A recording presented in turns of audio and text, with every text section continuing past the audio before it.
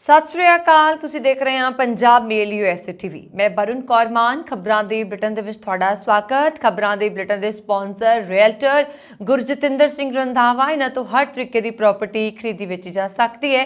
इन्हां दे phone number तुसीं screen ते देख सकते हो। ते हुण पेश ने पहलां चुणवीआं खबरां। मैक्सीको के प्रवासी केंद्र विच अग लगण कारण 39 लोगों की मौत, 100 जख्मी। पंजाब के 700 विद्यार्थियों के फर्जी वीज़ा तो बाद कैनेडा विच नवे नियम। ट्रूडो सरकार वालों 14,000 प्रवासियों नूं पीआर लई सद्दा पत्र। अमेरिकी राष्ट्रपति बाइडन ने नाशविल के एक स्कूल विच गोलीबारी मगरों अद्धा अमेरिकी झंडा झुकाउण दा दिता हुक्म। वियतनाम की कैबिनेट ने विदेशी सैलानियों लई ई वीज़ा नूं दित्ती मंजूरी।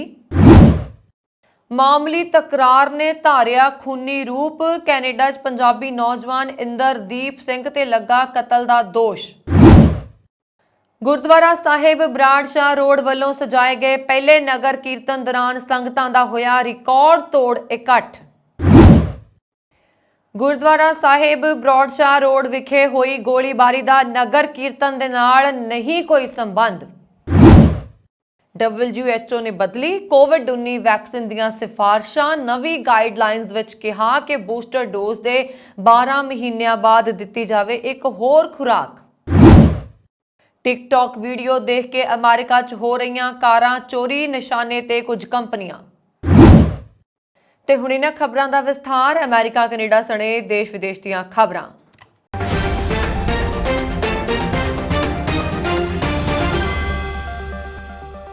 उत्तरी मैक्सीको विच अमरीकी सरहद नेड़े एक प्रवासी केंद्र विच अग लगण कारण घट्टो-घट्ट 39 लोगों की मौत हो गई और घट्टो-घट्ट 100 लोग जख्मी हो गए।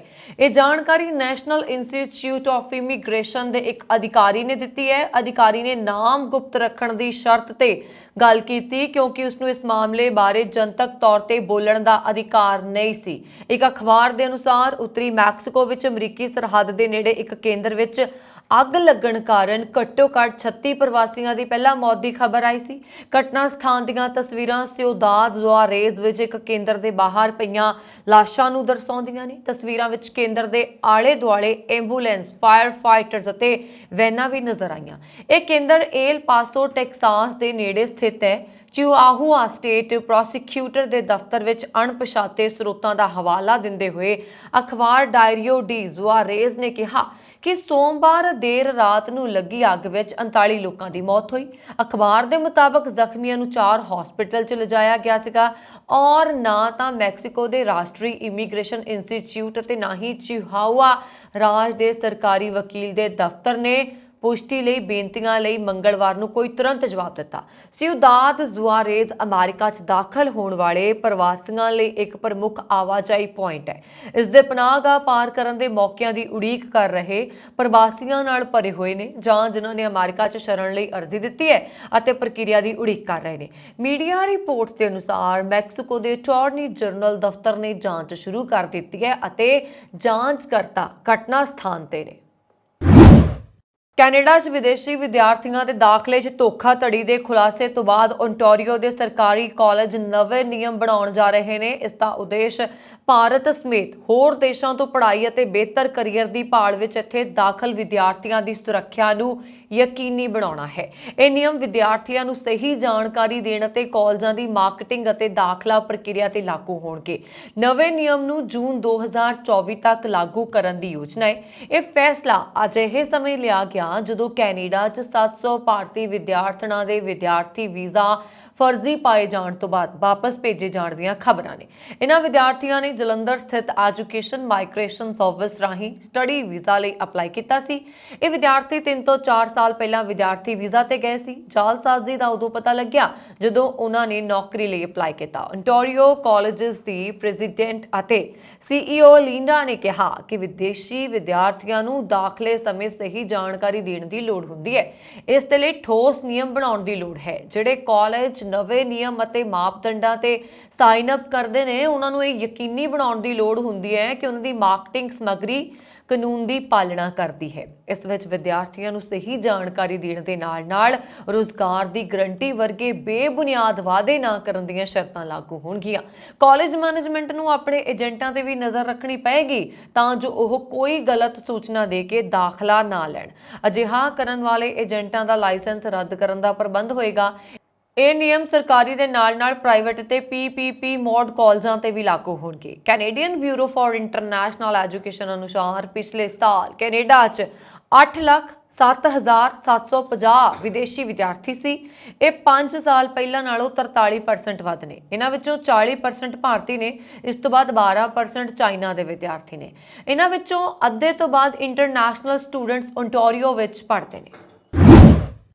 ਕੈਨੇਡਾ ਸਰਕਾਰ ਵੱਲੋਂ ਪੱਕੇ ਵਸਨੀਕਾਂ ਦੇ ਸਵਾਗਤ ਦੇ ਲਈ ਪੂਰੀ ਤੇਜ਼ੀ ਦੇ ਨਾਲ ਕੰਮ ਕੀਤਾ ਜਾ ਰਿਹਾ। ਸਰਕਾਰ ਨੇ 10 ਦਿਨਾਂ ਵਿੱਚ ਹੀ 2 ਐਕਸਪ੍ਰੈਸ ਐਂਟਰੀ ਡਰਾਅ ਕੱਢੇ ਨੇ, ਜਿਸ ਰਾਹੀਂ 14,000 ਪ੍ਰਵਾਸੀਆਂ ਨੂੰ PR ਲਈ ਸੱਦਾ ਪੱਤਰ ਭੇਜਿਆ ਗਿਆ ਹੈ।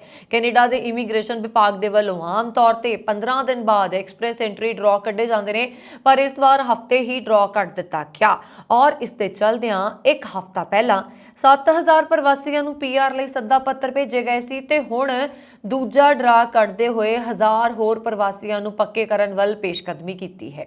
2023 ਦੇ ਵਿੱਚ ਕੱਢਿਆ ਗਿਆ ਇਹ 8ਵਾਂ ਐਕਸਪ੍ਰੈਸ ਐਂਟਰੀ ਡਰਾ ਹੈ।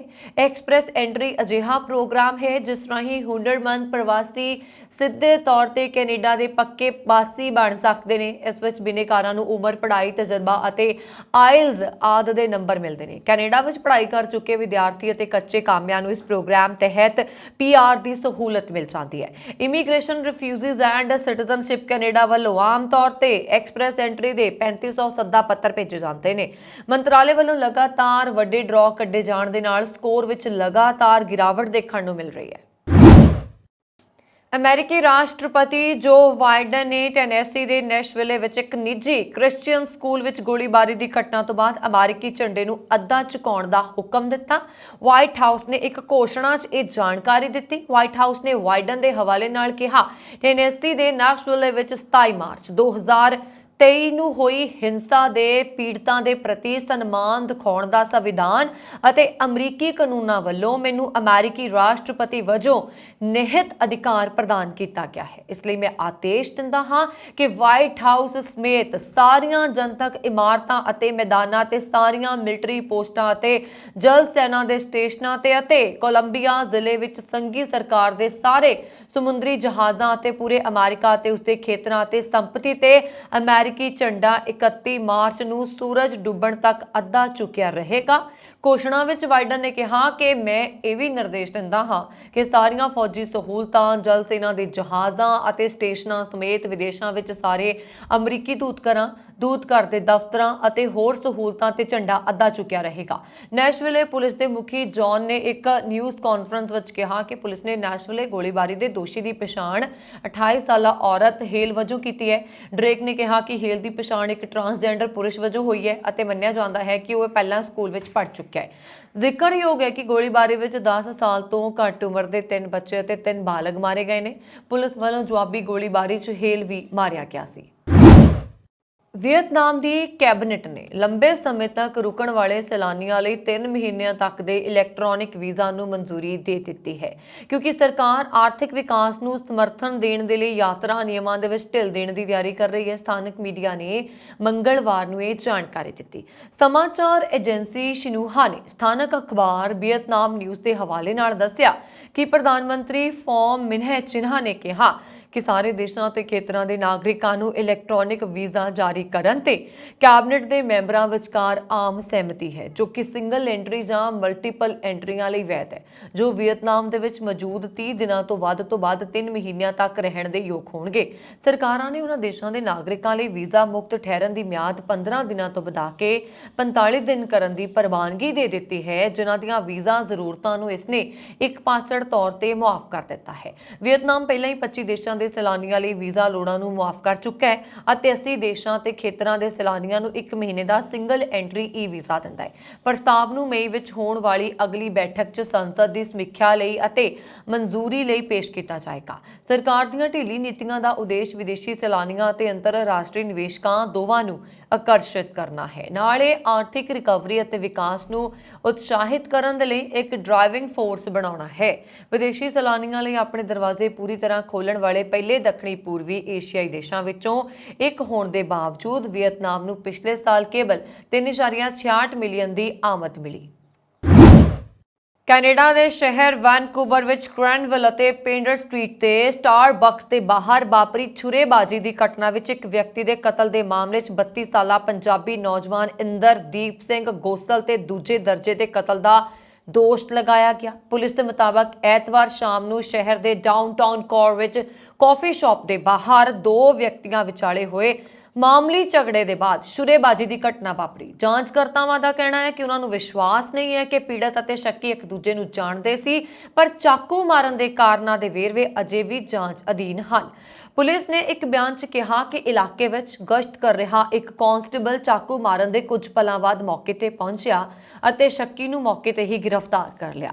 ਹੋਰ ਅਧਿਕਾਰੀਆਂ ਨੇ ਪੀੜਤ ਦੀ ਮਦਦ ਕਰਨ ਦੀ ਕੋਸ਼ਿਸ਼ ਕੀਤੀ, ਜਿਸ ਦੀ ਪਛਾਣ 37 ਸਾਲਾ ਪੌਲ ਵਜੋਂ ਹੋਈ ਹੈ, ਪਰ ਹਸਪਤਾਲ ਜਾਣ ਤੋਂ ਬਾਅਦ ਉਸ ਦੀ ਮੌਤ ਹੋ ਗਈ। ਵੈਨਕੂਵਰ ਪੁਲਿਸ ਸਰਜੈਂਟ ਸਟੀਵ ਦਾ ਕਹਿਣਾ ਹੈ ਕਿ ਜਾਂਚਕਰਤਾ ਉਹਨਾਂ ਲੋਕਾਂ ਦੇ ਨਾਲ ਸੰਪਰਕ ਕਰਨ ਦੀ ਕੋਸ਼ਿਸ਼ ਕਰ ਰਹੇ ਨੇ ਜੋ ਘਟਨਾ ਦੇ ਸਮੇਂ ਮੌਕੇ ਤੇ ਮੌਜੂਦ ਸਨ। ਵਿਸ਼ਵ ਸਿਹਤ ਸੰਗਠਨ ਨੇ ਕੋਵਿਡ-19 ਵੈਕਸੀਨ ਲਈ ਆਪਣੀਆਂ ਸਿਫਾਰਸ਼ਾਂ ਬਦਲ ਦਿੱਤੀਆਂ ਨੇ। WHO ਨੇ ਸੁਝਾਅ ਦਿੱਤਾ ਹੈ ਕਿ ਜਿਸ ਆਬਾਦੀ ਦੇ ਕਰੋਨਾ ਨਾਲ ਸੰਕਰਮਿਤ ਹੋਣ ਦੀ ਸੰਭਾਵਨਾ ਜ਼ਿਆਦਾ ਹੈ ਨੂੰ ਆਖਰੀ ਬੂਸਟਰ ਡੋਜ਼ ਦੇ 12 ਮਹੀਨਿਆਂ ਬਾਅਦ ਵਾਧੂ ਖੁਰਾਕ ਲੈਣੀ ਚਾਹੀਦੀ ਹੈ। WHO ਦੇ ਅਨੁਸਾਰ ਬਜ਼ੁਰਗ ਲੋਕਾਂ ਵਿੱਚ ਕਰੋਨਾ ਨਾਲ ਸੰਕਰਮਿਤ ਹੋਣ ਦਾ ਖਤਰਾ ਜ਼ਿਆਦਾ ਹੁੰਦਾ ਹੈ। ਇਸੇ ਤਰ੍ਹਾਂ ਛੋਟੇ ਬੱਚਿਆਂ ਦੇ ਵਿੱਚ ਵੀ ਸੰਕਰਮਿਤ ਹੋਣ ਦੀ ਸੰਭਾਵਨਾ ਜ਼ਿਆਦਾ ਹੁੰਦੀ ਹੈ। ਬਜ਼ੁਰਗਾਂ ਅਤੇ ਬੱਚਿਆਂ ਨੂੰ ਆਖਰੀ ਖੁਰਾਕ ਦੇਣ ਤੋਂ 6 ਮਹੀਨਿਆਂ ਅਤੇ 12 ਯਾਨੀ ਕਿ 6 ਅਤੇ 12 ਮਹੀਨਿਆਂ ਬਾਅਦ ਵੈਕਸੀਨ ਦੀਆਂ ਵਾਧੂ ਖੁਰਾਕਾਂ ਦਿੱਤੀਆਂ ਜਾਣੀਆਂ ਚਾਹੀਦੀਆਂ ਨੇ। WHO ਨੇ ਦੱਸਿਆ ਹੈ ਕਿ ਸਿਹਤਮੰਦ ਬੱਚਿਆਂ ਅਤੇ ਕਿਸ਼ੋਰਾਂ ਨੂੰ ਕਰੋਨਾ ਸੰਕਰਮਿਤ ਹੋਣ ਦਾ ਘੱਟ ਖਤਰਾ ਹੈ। ਸੰਗਠਨ ਨੇ ਕਿਹਾ ਹੈ ਕਿ ਇਸ ਸਮੂਹ ਦਾ ਟੀਕਾਕਰਨ ਕਰਨ ਤੋਂ ਪਹਿਲਾਂ ਬਿਮਾਰੀ ਦੇ ਬੋਝ ਵਰਗੇ ਕਾਰਕਾਂ ਤੇ ਵਿਚਾਰ ਕੀਤਾ ਜਾਣਾ ਚਾਹੀਦਾ ਹੈ। ਦੁਨੀਆ ਦੇ ਵੱਖ-ਵੱਖ ਦੇਸ਼ ਆਪਣੀ ਆਬਾਦੀ ਦਾ ਟੀਕਾਕਰਨ ਕਰਨ ਦੇ ਲਈ ਵੱਖ-ਵੱਖ ਤਰੀਕੇ ਅਪਣਾਉਂਦੇ ਨੇ। ਇਹਨਾਂ ਵਿੱਚ ਇਕਸੁਰਤਾ ਲਿਆਉਣ ਦੇ ਲਈ WHO ਵੱਲੋਂ ਸਿਫਾਰਸ਼ਾਂ ਦਿੱਤੀਆਂ ਜਾਂਦੀਆਂ ਨੇ। UK ਤੇ ਕੈਨੇਡਾ ਵਰਗੇ ਅਮੀਰ ਦੇਸ਼ਾਂ ਨੇ ਕਰੋਨਾ ਸੰਕਰਮਣ ਤੋਂ ਪ੍ਰਭਾਵਿਤ ਹੋਣ ਦੀ ਸੰਭਾਵਨਾ ਵਾਲੇ ਉੱਚ ਜੋਖਮ ਵਾਲੇ ਲੋਕਾਂ ਲਈ ਆਖਰੀ ਟੀਕੇ ਦੀ ਖੁਰਾਕ ਦੇ 6 ਮਹੀਨਿਆਂ ਬਾਅਦ ਬੂਸਟਰ ਡੋਜ਼ ਦੀ ਪੇਸ਼ਕਸ਼ ਕਰਨੀ ਸ਼ੁਰੂ ਕਰ ਦਿੱਤੀ ਹੈ। WHO ਨੇ ਕਿਹਾ ਕਿ ਇਹ ਖਾਸ ਜੋਖਮ ਵਾਲੇ ਲੋਕਾਂ ਲਈ ਇੱਕ ਵਿਕਲਪ ਹੈ। ਇਸ ਦੀਆਂ ਸਿਫਾਰਸ਼ਾਂ ਦਾ ਉਦੇਸ਼ ਦੁਨੀਆ ਭਰ ਦੇ ਵਿੱਚ ਸਭ ਤੋਂ ਵਧੀਆ ਅਭਿਆਸ ਨੂੰ ਅਪਣਾਉਣਾ ਹੈ। ਗੁਰਦੁਆਰਾ ਸਾਹਿਬ ਬਰਾੜਸ਼ਾਹ ਰੋਡ ਵਿਖੇ ਹੋਈ ਗੋਲੀਬਾਰੀ ਦਾ ਨਗਰ ਕੀਰਤਨ ਦੇ ਨਾਲ ਕੋਈ ਸੰਬੰਧ ਨਹੀਂ ਸੀ ਤੇ ਐਤਵਾਰ ਗੁਰਦੁਆਰਾ ਸਾਹਿਬ ਬਰਾੜਸ਼ਾਹ ਰੋਡ ਸੈਕਰਾਮੈਂਟੋ ਵਿਖੇ ਹੋਈ ਦੋ ਗਰੁੱਪਾਂ ਦੀ ਆਪਸੀ ਲੜਾਈ ਦਾ ਵੀ ਨਗਰ ਕੀਰਤਨ ਦੇ ਨਾਲ ਕੋਈ ਸੰਬੰਧ ਨਹੀਂ ਹੈ। ਇਸ ਸੰਬੰਧੀ ਐਲਕ ਗਰੋਵ ਸਿਟੀ ਦੇ ਮੇਅਰ ਬੌਬੀ ਸਿੰਘ ਐਲਨ ਅਤੇ ਸ਼ਰਾਬ ਵਿਭਾਗ ਦੇ ਸਪੋਕਸਮੈਨ ਅਮਰ ਗਾਂਧੀ ਵੱਲੋਂ ਗੁਰਦੁਆਰਾ ਸਾਹਿਬ ਦੇ ਪ੍ਰਬੰਧਕਾਂ ਸਮੇਤ ਇੱਕ ਪ੍ਰੈਸ ਕਾਨਫਰੰਸ ਦਾ ਆਯੋਜਨ ਕੀਤਾ, ਜਿਸ ਦੌਰਾਨ ਮੇਅਰ ਬੌਬੀ ਸਿੰਘ ਐਲਨ ਨੇ ਬੋਲਦਿਆਂ ਕਿਹਾ ਕਿ ਮੈਂ ਸੈਕਰਾਮੈਂਟੋ ਸਿੱਖ ਸੁਸਾਇਟੀ ਗੁਰਦੁਆਰਾ ਸਾਹਿਬ ਬਰਾੜਸ਼ਾਹ ਰੋਡ ਵਿਖੇ ਅਕਸਰ ਨਤਮਸਤਕ ਹੋਣ ਆਉਂਦੀਆਂ ਤੇ ਅੱਜ ਮੈਂ ਗੁਰਦੁਆਰਾ ਸਾਹਿਬ ਦੀ ਕਮੇਟੀ ਵੱਲੋਂ ਇਹ ਦੱਸ ਰਹੀ ਹਾਂ ਕਿ ਐਤਵਾਰ ਦੁਪਹਿਰ ਨੂੰ ਹੋਈ ਲੜਾਈ ਦੋ ਗਰੁੱਪਾਂ ਦੀ ਆਪਸੀ ਦੁਸ਼ਮਣੀ ਸੀ, ਜਿਸ ਦਾ ਨਗਰ ਕੀਰਤਨ ਦੇ ਨਾਲ ਕੋਈ ਸੰਬੰਧ ਨਹੀਂ ਸੀ। ਨਗਰ ਕੀਰਤਨ ਦਾ ਆਯੋਜਨ ਬੜੇ ਸ਼ਾਂਤਮਈ ਢੰਗ ਨਾਲ ਹੋਇਆ। ਉਹਨਾਂ ਨੇ ਕਿਹਾ ਕਿ ਅਸੀਂ ਸਾਰੇ ਇਸ ਘਟਨਾ ਦੀ ਨਿਖੇਧੀ ਕਰਦੇ ਹਾਂ। ਉਹਨਾਂ ਨੇ ਇਹ ਵੀ ਕਿਹਾ ਕਿ ਗੁਰਦੁਆਰਾ ਸਾਹਿਬ ਦੇ ਵੱਲੋਂ ਇਹ ਨਗਰ ਕੀਰਤਨ ਪਹਿਲੀ ਵਾਰ ਸਜਾਇਆ ਗਿਆ ਸੀ ਅਤੇ ਲੋਕ ਬੜੇ ਉਤਸ਼ਾਹ ਵਿੱਚ ਸਨ। ਬੌਬੀ ਐਲਨ ਨੇ ਕਿਹਾ ਕਿ ਅਸੀਂ ਸਾਰਿਆਂ ਨੇ ਰਲ ਕੇ ਇਸ ਨਗਰ ਕੀਰਤਨ ਨੂੰ ਕਾਮਯਾਬ ਕਰਨ ਦੇ ਲਈ ਮਿਹਨਤ ਕੀਤੀ। ਪਿਛਲੇ ਕੁਝ ਦਿਨਾਂ ਤੋਂ ਚੱਲ ਰਹੇ ਇਹਨਾਂ ਸਮਾਗਮਾਂ ਦੇ ਵਿੱਚ ਕੋਈ ਵੀ ਅਣਸੁਖਾਵੀ ਘਟਨਾ ਨਹੀਂ ਹੋਈ ਸੀ। ਸ਼ਹਿਰੀ ਵਿਭਾਗ ਦੇ ਬੁਲਾਰੇ ਅਮਰ ਗਾਂਧੀ ਨੇ ਕਿਹਾ ਕਿ ਇਹ ਘਟਨਾ ਨਸਲੀ ਵਿਤਕਰੇ ਦੇ ਨਾਲ ਸੰਬੰਧਿਤ ਨਹੀਂ ਸੀ, ਜਦਕਿ ਇਹ ਆਪਸੀ ਲੜਾਈ ਸੀ। ਉਹਨਾਂ ਨੇ ਦੱਸਿਆ ਕਿ ਲੜਾਈ ਵਿੱਚ ਸ਼ਾਮਲ ਤਿੰਨੇ ਨੌਜਵਾਨ ਈਸਟ ਇੰਡੀਆ ਨਾਲ ਸੰਬੰਧਿਤ ਨੇ। ਅਮਰ ਗਾਂਧੀ ਨੇ ਇਹ ਵੀ ਦੱਸਿਆ ਕਿ ਇਸ ਘਟਨਾ ਦੇ ਨਾਲ ਸੰਬੰਧਿਤ 2 ਪਿਸਤੌਲਾਂ ਬਰਾਮਦ ਹੋਈਆਂ ਨੇ। ਉਹਨਾਂ ਨੇ ਕਿਹਾ ਕਿ ਸਥਿਤੀ ਕਾਬੂ ਹੇਠ ਹੈ। ਸੈਕਰਾਮੈਂਟੋ ਸਿੱਖ ਸੁਸਾਇਟੀ ਵੱਲੋਂ ਹੋਲੇ ਮਹੱਲੇ ਦੇ ਸ਼ੁਭ ਮੌਕੇ ਤੇ ਪਹਿਲੇ ਨਗਰ ਕੀਰਤਨ ਦਾ ਆਯੋਜਨ ਕੀਤਾ ਗਿਆ। 2 ਹਫ਼ਤੇ ਚੱਲੇ ਸਮਾਗਮਾਂ ਦੇ ਦੌਰਾਨ ਬਹੁਤ ਸਾਰੇ ਕਥਾਵਾਚਕ, ਰਾਗੀ ਅਤੇ ਢਾਡੀ ਜਥਿਆਂ ਨੇ ਆਈਆਂ ਸੰਗਤਾਂ ਨੂੰ ਗੁਰਬਾਣੀ ਰਾਹੀਂ ਨਿਹਾਲ ਕੀਤਾ। ਕਥਾਵਾਚਕ ਭਾਈ ਪਿੰਦਰਪਾਲ ਸਿੰਘ ਤੋਂ ਇਲਾਵਾ ਭਾਈ ਹਰਜਿੰਦਰਪਾਲ ਸਿੰਘ ਸ੍ਰੀਨਗਰ ਵਾਲੇ, ਭਾਈ ਹਰਜੀਤਪਾਲ ਸਿੰਘ ਹਜ਼ੂਰੀ ਰਾਗੀ, ਭਾਈ ਮਲਕੀਤ ਸਿੰਘ ਜੀ ਹੈੱਡ ਗ੍ਰੰਥੀ ਸ੍ਰੀ ਅਕਾਲ ਤਖਤ ਸਾਹਿਬ, ਭਾਈ ਸਰਬਜੀਤ ਸਿੰਘ ਹਜ਼ੂਰੀ ਰਾਗੀ ਸ੍ਰੀ ਦਰਬਾਰ ਸਾਹਿਬ, ਭਾਈ ਸਤਵਿੰਦਰ ਸਿੰਘ ਹਜ਼ੂਰੀ ਰਾਗੀ ਰਾਗੀ ਸ੍ਰੀ ਦਰਬਾਰ ਸਾਹਿਬ, ਭਾਈ ਹਰਪ੍ਰੀਤ ਸਿੰਘ ਹਜ਼ੂਰੀ ਰਾਗੀ ਸ੍ਰੀ ਦਰਬਾਰ ਸਾਹਿਬ, ਭਾਈ ਸੁਖਵਿੰਦਰ ਸਿੰਘ ਹਜ਼ੂਰੀ ਰਾਗੀ ਸ੍ਰੀ ਦਰਬਾਰ ਸਾਹਿਬ ਅਤੇ ਡਾਕਟਰ ਗਗਨਦੀਪ ਸਿੰਘ ਨੇ ਕੀਰਤਨ ਰਾਹੀਂ ਸੰਗਤਾਂ ਨੂੰ ਗੁਰਬਾਣੀ ਨਾਲ ਜੋੜਿਆ। ਭਾਈ ਸੁਖਵਿੰਦਰ ਸਿੰਘ ਦੇ ਢਾਡੀ ਜਥੇ ਨੇ ਆਈਆਂ ਸੰਗਤਾਂ ਨੂੰ ਸਿੱਖ ਇਤਿਹਾਸ ਬਾਰੇ ਜਾਣੂ ਕਰਵਾਇਆ। ਸ਼ੁੱਕਰਵਾਰ ਦੀ ਰਾਤ ਨੂੰ ਆਤਿਸ਼ਬਾਜ਼ੀ ਕੀਤੀ ਗਈ ਜੋ ਕਿ ਇੱਕ ਅਲੌਕਿਕ ਨਜ਼ਾਰਾ ਪੇਸ਼ ਕਰਦੀ ਸੀ। ਹਜ਼ਾਰਾਂ ਦੀ ਗਿਣਤੀ 'ਚ ਆਈ ਸੰਗਤ ਨੇ ਇਸ ਦਿਨ ਦਾ ਆਨੰਦ ਮਾਣਿਆ। ਸ਼ਨੀਵਾਰ ਸਵੇਰੇ ਨਿਸ਼ਾਨ ਸਾਹਿਬ ਦੀ ਸੇਵਾ ਹੋਈ। ਇਸ ਦੌਰਾਨ ਗੁਰਦੁਆਰਾ ਸਾਹਿਬ ਵਿਖੇ ਅੰਮ੍ਰਿਤ ਸੰਚਾਰ ਵੀ ਕੀਤਾ ਗਿਆ। ਗੁਰਦੁਆਰਾ ਸਾਹਿਬ ਦੀ ਹਦੂਦ ਅੰਦਰ ਵੱਖ-ਵੱਖ ਜਥੇਬੰਦੀਆਂ ਵੱਲੋਂ ਲੰਗਰ ਦਾ ਆਯੋਜਨ ਕੀਤਾ ਗਿਆ। ਕੁਝ ਦੁਕਾਨਾਂ ਵੀ ਸਜਾਈਆਂ ਗਈਆਂ ਜਿੱਥੋਂ ਸੰਗਤਾਂ ਨੇ ਖਰੀਦੋ ਫਰੋਖਤ ਕੀਤੀ। ਐਤਵਾਰ ਸਵੇਰੇ ਨਗਰ ਕੀਰਤਨ ਦਾ ਆਰੰਭ ਹੋਇਆ। ਭਾਈ ਪਿੰਦਰਪਾਲ ਸਿੰਘ ਨੇ ਅਰਦਾਸ ਕੀਤੀ। ਪੰਜ ਪਿਆਰਿਆਂ ਦੀ ਅਗਵਾਈ ਵਿੱਚ ਸ੍ਰੀ ਗੁਰੂ ਗ੍ਰੰਥ ਸਾਹਿਬ ਦੀ ਰਹਿਨੁਮਾਈ ਹੇਠ ਨਗਰ ਕੀਰਤਨ ਨੇ ਚਾਲੇ ਪਾਏ। ਸੰਗਤਾਂ ਸਤਨਾਮ ਵਾਹਿਗੁਰੂ ਦਾ ਜਾਪ ਕਰਦੀਆਂ ਰਹੀਆਂ। ਦਸਤਾਰਧਾਰੀ ਮੋਟਰਸਾਈਕਲ ਸਵਾਰ ਨਗਰ ਕੀਰਤਨ ਦੇ ਅੱਗੇ ਚੱਲ ਰਹੇ ਸਨ। ਕੁਝ ਬੀਬੀਆਂ ਨਗਰ ਕੀਰਤਨ ਦੇ ਅੱਗੇ ਸਫਾਈ ਵੀ ਕਰ ਰਹੀਆਂ ਸਨ। ਬਹੁਤ ਸਾਰੇ ਫਲੋਟ ਇਸ ਨਗਰ ਕੀਰਤਨ 'ਚ ਸ਼ਾਮਲ ਹੋਏ ਜਿਸ ਵਿੱਚ ਕੀਰਤਨ ਪ੍ਰਵਾਹ ਚੱਲ ਰਿਹਾ ਸੀ। ਇਸ ਵਿਸ਼ਾਲ ਨਗਰ ਕੀਰਤਨ ਦੇ ਵਿੱਚ 15,000 ਦੇ ਕਰੀਬ ਸੰਗਤਾਂ ਨੇ ਸ਼ਮੂਲੀਅਤ ਕੀਤੀ। ਨਗਰ ਕੀਰਤਨ ਬਹੁਤ ਸ਼ਾਂਤੀਪੂਰਵਕ ਰਿਹਾ ਜਿਸ ਦੇ ਲਈ ਪ੍ਰਬੰਧਕ ਵਧਾਈ ਦੇ ਹੱਕਦਾਰ ਨੇ। ਰਸਤੇ ਵਿੱਚ ਗੁਰਦੁਆਰਾ ਦਸ਼ਮੇਸ਼ ਦਰਬਾਰ ਦੇ ਪ੍ਰਬੰਧਕਾਂ ਵੱਲੋਂ ਨਗਰ ਕੀਰਤਨ ਦਾ ਸਵਾਗਤ ਕੀਤਾ ਗਿਆ ਤੇ ਆਈਆਂ ਸੰਗਤਾਂ ਨੂੰ ਲੰਗਰ ਛਕਾਇਆ ਗਿਆ। ਨਗਰ ਕੀਰਤਨ ਅਨੁਸ਼ਾਸਨ ਵਿੱਚ ਵਾਪਸ ਗੁਰੂ ਘਰ ਵਿਖੇ ਪਹੁੰਚਿਆ ਤੇ ਇਹ ਪਹਿਲਾ ਨਗਰ ਕੀਰਤਨ ਕਾਮਯਾਬੀ ਨਾਲ ਸੰਪੰਨ ਹੋਇਆ।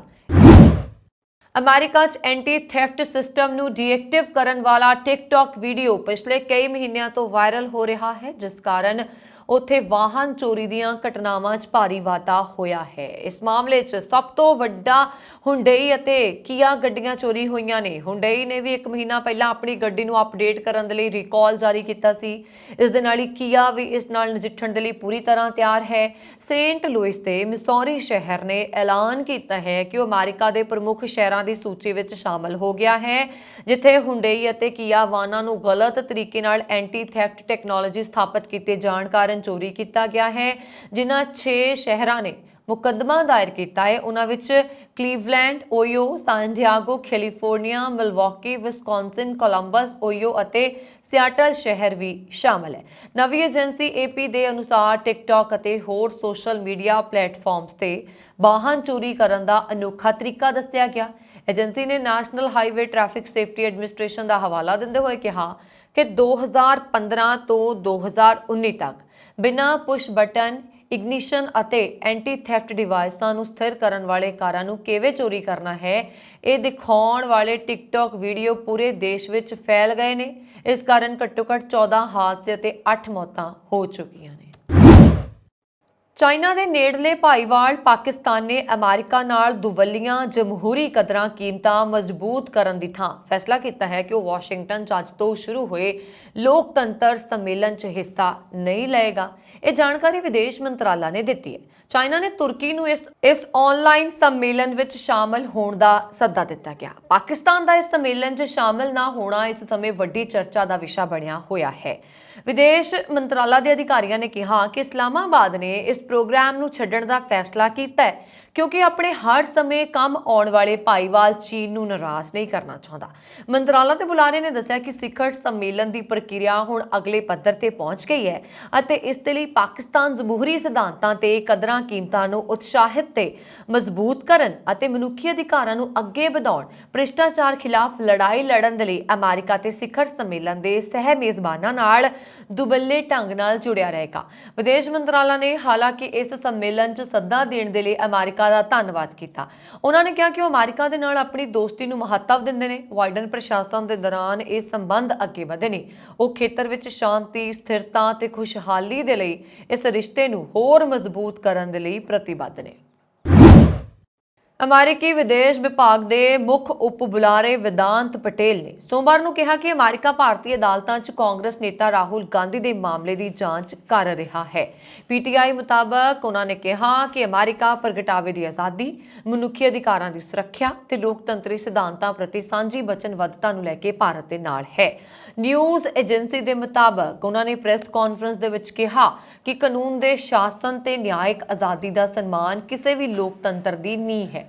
ਅਸੀਂ ਭਾਰਤੀ ਅਦਾਲਤਾਂ ਦੇ ਵਿੱਚ ਰਾਹੁਲ ਗਾਂਧੀ ਦੇ ਕੇਸ ਦੀ ਜਾਂਚ ਕਰ ਰਹੇ ਹਾਂ। ਇੱਕ ਸਵਾਲ ਦੇ ਜਵਾਬ ਦੇ ਵਿੱਚ ਪਟੇਲ ਨੇ ਕਿਹਾ ਕਿ ਜਿੱਥੇ ਅਮਰੀਕਾ ਨਾਲ ਦੁਬੱਲੇ ਸੰਬੰਧ ਨੇ, ਉੱਥੇ ਕਿਸੇ ਵੀ ਦੇਸ਼ ਵਿੱਚ ਵਿਰੋਧੀ ਪਾਰਟੀਆਂ ਦੇ ਮੈਂਬਰਾਂ ਦੇ ਨਾਲ ਜੁੜਨਾ ਸੁਭਾਵਿਕ ਹੈ। ਸੂਰਤ ਦੀ ਸੈਸ਼ਨ ਕੋਰਟ ਨੇ 23 ਮਾਰਚ ਨੂੰ ਰਾਹੁਲ ਗਾਂਧੀ ਨੂੰ ਕਰਨਾਟਕ 'ਚ ਇੱਕ ਚੋਣ ਰੈਲੀ ਦੌਰਾਨ ਉਹਨਾਂ ਦੀ ਮੋਦੀ ਸਰਨੇਮ ਟਿੱਪਣੀ ਨੂੰ ਲੈ ਕੇ ਮਾਨਹਾਨੀ ਦੇ ਇੱਕ ਮਾਮਲੇ 'ਚ 2 ਸਾਲ ਦੀ ਸਜ਼ਾ ਸੁਣਾਈ। ਇਸ ਮਾਮਲੇ 'ਚ ਸੂਰਤ ਪੱਛਮੀ ਤੋਂ ਭਾਜਪਾ ਵਿਧਾਇਕ ਪੁਰਨੇਸ਼ ਮੋਦੀ ਨੇ ਰਾਹੁਲ ਤੇ ਮਾਨਹਾਨੀ ਦਾ ਕੇਸ ਦਰਜ ਕਰਵਾਇਆ ਸੀ। ਵਾਲਟ ਡਿਜ਼ਨੀ ਵਿਖੇ ਛਾਂਟੀ ਸ਼ੁਰੂ ਹੋ ਗਈ ਹੈ। ਇਸ ਸਾਲ ਦੇ ਸ਼ੁਰੂ ਵਿੱਚ ਇਸਨੇ 7000 ਕਰਮਚਾਰੀਆਂ ਦੀ ਛਾਂਟੀ ਦਾ ਐਲਾਨ ਕੀਤਾ ਸੀ। ਵਾਲਟ ਡਿਜ਼ਨੀ ਦੇ ਚੀਫ ਐਗਜ਼ੀਕਿਊਟਿਵ ਬੌਬ ਨੇ ਉਸ ਦੇ ਅਨੁਸਾਰ ਕੰਪਨੀ ਨੇ ਇਹ ਫੈਸਲਾ ਲਾਗਤਾਂ ਨੂੰ ਕੰਟਰੋਲ ਕਰਨ ਅਤੇ ਇੱਕ ਹੋਰ ਸੁਚਾਰੂ ਕਾਰੋਬਾਰ ਬਣਾਉਣ ਦੇ ਲਈ ਲਿਆ। ਇਹ ਸ਼ਾਂਤੀ ਕੰਪਨੀ ਦੇ ਕੁਝ ਮਹੱਤਵਪੂਰਨ ਡਿਵੀਜ਼ਨਾਂ ਜਿਵੇਂ ਕਿ ਡਿਜ਼ਨੀ ਐਂਟਰਟੇਨਮੈਂਟ, ਡਿਜ਼ਨੀ ਪਾਰਕਸ, ਅਨੁਭਵ ਅਤੇ ਉਤਪਾਦ ਅਤੇ ਕਾਰਪੋਰੇਟ ਨੂੰ ਪ੍ਰਭਾਵਿਤ ਕਰੇਗੀ। ਸੋਮਵਾਰ ਤੋਂ ਕੰਪਨੀ ਵਿੱਚ ਸ਼ਾਂਤੀ ਸ਼ੁਰੂ ਹੋ ਗਈ ਅਤੇ ਇਸ ਦਾ ਅਜੇ ਤੱਕ ESPN ਤੇ ਕੋਈ ਅਸਰ ਨਹੀਂ ਪਿਆ, ਪਰ ਅਗਲੇ ਦੌਰ ਵਿੱਚ ਸ਼ਾਂਤੀ ਦੀ ਸੰਭਾਵਨਾ ਤੋਂ ਇਨਕਾਰ ਨਹੀਂ ਕੀਤਾ ਜਾ ਸਕਦਾ। ਕੰਪਨੀ ਦੇ ਮੁੱਖ ਕਾਰਜਕਾਰੀ ਦੇ ਅਨੁਸਾਰ ਅਗਲੇ 4 ਦਿਨਾਂ 'ਚ ਉਹਨਾਂ ਸਾਰੇ ਕਰਮਚਾਰੀਆਂ ਨੂੰ ਸੂਚਨਾ ਭੇਜੀ ਜਾ ਰਹੀ ਹੈ ਜਿਨ੍ਹਾਂ ਦੀ ਸ਼ਾਂਤੀ ਕੀਤੀ ਜਾਣੀ ਹੈ। ਹੁਣ ਇਸ ਤੋਂ ਬਾਅਦ ਸ਼ਾਂਤੀ ਦਾ ਦੂਜਾ ਦੌਰ ਅਪ੍ਰੈਲ 'ਚ ਹੋਏਗਾ। ਦੂਜੇ ਦੌਰ ਦੀ ਸ਼ਾਂਤੀ ਪਹਿਲੇ ਨਾਲੋਂ ਵੱਡੀ ਹੋਏਗੀ, ਜਿਸ ਦਾ ਮਤਲਬ ਹੈ ਕਿ ਹੋਰ ਕਰਮਚਾਰੀਆਂ ਦੀ ਛਾਂਟੀ ਹੋਏਗੀ। ਕੰਪਨੀ ਨੇ ਖੁਲਾਸਾ ਨਹੀਂ ਕੀਤਾ ਹੈ ਕਿ ਛਾਂਟੀ ਕਦੋਂ ਹੋਏਗੀ, ਪਰ ਮੀਡੀਆ ਰਿਪੋਰਟਸ ਵਿੱਚ ਸੂਤਰਾਂ ਦੇ ਹਵਾਲੇ ਤੋਂ ਕਿਹਾ ਜਾ ਰਿਹਾ ਕਿ ਇਹ 3 ਅਪ੍ਰੈਲ ਨੂੰ ਸ਼ੇਅਰ ਧਾਰਕਾਂ ਦੀ ਕੰਪਨੀ ਦੀ ਸਾਲਾਨਾ ਮੀਟਿੰਗ ਤੋਂ ਪਹਿਲਾਂ ਹੋ ਸਕਦਾ ਹੈ। ਕਰਮਚਾਰੀਆਂ ਨੂੰ ਲਿਖੇ ਪੱਤਰ ਦੇ ਵਿੱਚ ਬੌਬ ਇਗਰ ਨੇ ਲਿਖਿਆ ਕਿ ਛਾਂਟੀ ਦਾ ਅੰਤਮ ਦੌਰ ਗਰਮੀਆਂ ਦੀ ਸ਼ੁਰੂਆਤ ਤੋਂ ਪਹਿਲਾਂ ਸ਼ੁਰੂ ਹੋ ਜਾਏਗਾ। ਡਿਜ਼ਨੀ ਨੇ ਫਰਵਰੀ ਵਿੱਚ 7000 ਕਰਮਚਾਰੀਆਂ ਦੀ ਛਾਂਟੀ ਦਾ ਐਲਾਨ ਕੀਤਾ ਸੀ। ਕੰਪਨੀ ਨੇ $550 ਮਿਲੀਅਨ ਦੀ ਲਾਗਤ ਬਚਾਉਣ ਅਤੇ ਸਟ੍ਰੀਮਿੰਗ ਕਾਰੋਬਾਰ ਨੂੰ ਲਾਭਦਾਇਕ ਬਣਾਉਣ ਦੇ ਲਈ ਇਹ ਫੈਸਲਾ ਲਿਆ। ਮਨੋਰੰਜਨ ਉਦਯੋਗ ਇਸ ਸਮੇਂ ਡੂੰਘੇ ਸੰਕਟ ਵਿੱਚੋਂ ਗੁਜ਼ਰ ਰਿਹਾ ਹੈ। ਟਵਿੱਟਰ ਦੇ CEO ਐਲਨ ਮਸਕ ਨੇ ਆਪਣੇ ਨਵੇਂ ਪਲਾਨ ਦਾ ਐਲਾਨ ਕਰਕੇ ਯੂਜ਼ਰਸ ਨੂੰ ਵੱਡਾ ਝਟਕਾ ਦਿੱਤਾ ਹੈ। ਦੱਸ ਦਈਏ ਕਿ ਹੁਣ ਸਿਰਫ ਟਵਿੱਟਰ ਤੇ ਵੈਰੀਫਾਈਡ ਯੂਜ਼ਰਸ ਹੀ ਪੋਲ ਵਿੱਚ ਹਿੱਸਾ ਲੈ ਸਕਣਗੇ। ਹੁਣ ਟਵਿੱਟਰ ਤੇ ਪੋਲ ਵਿੱਚ ਵੋਟ ਪਾਉਣ ਦੇ ਲਈ ਵੈਰੀਫਿਕੇਸ਼ਨ ਕਰਾਉਣਾ ਜ਼ਰੂਰੀ ਹੋਏਗਾ। ਜੇਕਰ ਟਵਿੱਟਰ ਵਾਲਾ ਖਾਤਾ ਤੁਹਾਡਾ ਪ੍ਰਮਾਣਿਤ ਨਹੀਂ ਹੈ ਤਾਂ ਤੁਸੀਂ ਟਵਿੱਟਰ ਪੋਲ ਵਿੱਚ ਵੋਟ ਨਹੀਂ ਪਾ ਸਕੋਗੇ। ਇਹ ਨਵੀਂ ਸਕੀਮ 15 ਅਪ੍ਰੈਲ ਤੋਂ ਸ਼ੁਰੂ ਹੋਏਗੀ। ਹਾਲਾਂਕਿ ਇਸ ਦਾ ਐਲਾਨ ਐਲਨ ਨੇ ਪਿਛਲੇ ਸਾਲ ਹੀ ਕੀਤਾ ਸੀ। ਮਸਕ ਦੇ ਟਵੀਟ ਵਿੱਚ ਕਿਹਾ ਗਿਆ ਕਿ 15 ਅਪ੍ਰੈਲ ਤੋਂ ਸਿਰਫ ਤਸਦੀਕ ਖਾਤੇ ਹੀ ਫॉर ਯੂ ਸਿਫਾਰਸ਼ਾਂ ਵਿੱਚ ਸ਼ਾਮਲ ਕੀਤੇ ਜਾਣ ਦੇ ਯੋਗ ਹੋਣਗੇ। ਇਹ ਉન્નਤ AI ਬੌਟ ਸਵਾਰਮ ਨੂੰ ਸੰਭਾਲਣ ਦਾ ਇੱਕ ਰੀਅਲਿਸਟਿਕ ਤਰੀਕਾ ਹੈ। ਇਸ ਤੋਂ ਪਹਿਲਾਂ ਹਾਲ ਹੀ ਵਿੱਚ ਟਵਿੱਟਰ ਨੇ ਘੋਸ਼ਣਾ ਕੀਤੀ ਸੀਗੀ ਕਿ ਉਹ 1 ਅਪ੍ਰੈਲ ਤੋਂ ਲੈਗੇਸੀ ਵੈਰੀਫਾਈਡ ਅਕਾਊਂਟਸ ਲਈ ਬਲੂ ਟਿਕਸ ਨੂੰ ਹਟਾ ਦੇਗਾ। ਮਤਲਬ ਹੁਣ ਯੂਜ਼ਰਸ ਨੂੰ ਟਵਿੱਟਰ ਬਲੂ ਦੀ ਸਕ੍ਰਿਪਟ ਲੈਣੀ ਪਏਗੀ ਤਾਂ ਹੀ ਉਹ ਆਪਣੀ ਪ੍ਰੋਫਾਈਲ ਤੇ ਇਸ ਵੈਰੀਫਾਈਡ ਚੈੱਕ ਮਾਰਕ ਨੂੰ ਦੇਖ ਸਕਣਗੇ। ਹੁਣ ਤੱਕ ਇਹ ਸੇਵਾ ਮੁਫਤ ਦਿੱਤੀ ਜਾ ਰਹੀ ਸੀ। ਇੰਨਾ ਹੀ ਨਹੀਂ, ਟਵਿੱਟਰ ਦੀ ਵਰਤੋਂ ਕਰਨ ਵਾਲੇ ਉਪਭੋਗਤਾਵਾਂ ਨੂੰ ਇਸ ਸਰਵਿਸ ਦਾ ਸਾਲਾਨਾ ਸਬਸਕ੍ਰਿਪਸ਼ਨ ਖਰੀਦਣ ਦੇ ਲਈ ਹਰ ਸਾਲ $9,400 ਦੇਣੇ ਹੋਣਗੇ। ਵੈਬ ਬ੍ਰਾਊਜ਼ਰ ਰਾਹੀਂ ਸਾਈਨ ਅਪ ਕਰਨ ਵਾਲੇ ਉਪਭੋਗਤਾ $7 ਪ੍ਰਤੀ ਮਹੀਨਾ ਦਾ ਭੁਗਤਾਨ ਕਰਕੇ ਤਸਦੀਕ ਕਰ ਸਕਦੇ ਨੇ।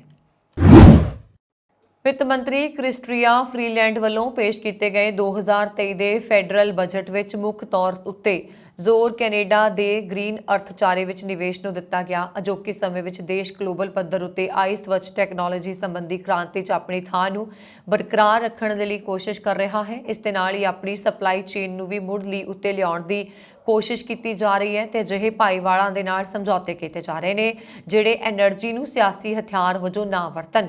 ਫੈਡਰਲ ਬਜਟ ਵਿੱਚ ਕਲੀਨ ਇਲੈਕਟ੍ਰਿਸਿਟੀ, ਹੈਲਥ ਕੇਅਰ ਤੇ ਡੈਂਟਲ ਕੇਅਰ ਦੇ ਪਸਾਰ ਦੇ ਲਈ $491 ਬਿਲੀਅਨ ਖਰਚੇ ਜਾਣਗੇ। ਮੰਗਲਵਾਰ ਨੂੰ ਬਜਟ ਪੇਸ਼ ਕਰਦਿਆਂ ਫਰੀਲੈਂਡ ਨੇ ਹਾਊਸ ਆਫ ਕਾਮਨਸ ਦੇ ਵਿੱਚ ਆਖਿਆ ਕਿ ਇਹਨਾਂ 2 ਕਦਮਾਂ ਦੇ ਨਾਲ ਕੈਨੇਡੀਅਨ ਵਰਕਰਸ ਦੇ ਲਈ ਮੌਕਿਆਂ ਦੇ ਨਵੇਂ ਰਾਹ ਖੁੱਲ੍ਹਣਗੇ।